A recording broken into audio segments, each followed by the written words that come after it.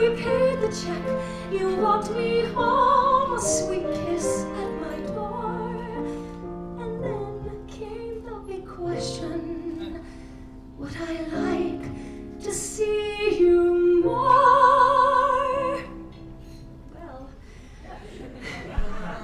I shouldn't make a date without my book in front of me, cause I'm always double booking, which could cause catastrophe. And although it's never personal, just merely oversight, I've ticked off many friends and with my mother had a fight about my irresponsibility and how it's downright rude to be so absent-minded and show such ingratitude as to not remember who and when and where I said I'd be. But my mother is impossible and somehow doesn't see that it's strictly lack of focus or there's too much on my mind, so that little things like names and dates get somehow left behind. It's a file I cannot access in some corner of my brain, but I didn't mean to bring mom up or stand here and complain, for the simple point I'm trying to make, despite the time it took, is that I really can't do anything without my friggin' book.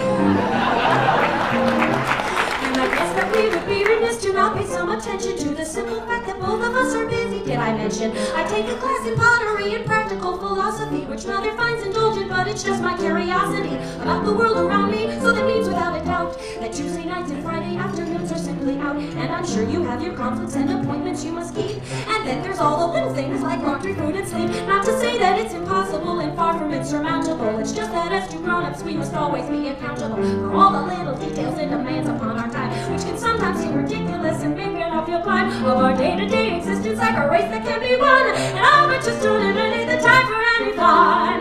And I probably should mention, although maybe it's too soon, that I tend to be a little shy and hide in my cocoon. I really am the quiet type in what you call a fashion, for my physical affection for the one I date is rationed out in small amounts, and over time it takes a while to bloom. And moving on to second base takes months, so don't assume that the speed of my libido has a thing to do with you. It's really just some Catholic crap that I'm still working through.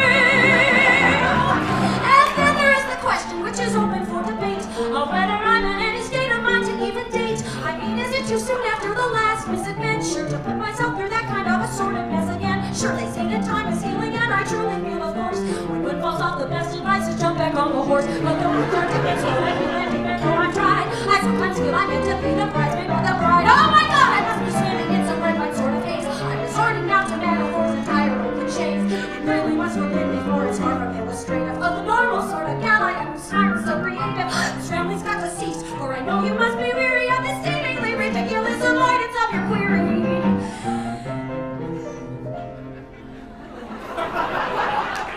So, I guess the simple truth, which defies all comprehension, is there was a quicker path to take than this prolonged invention. When you asked me for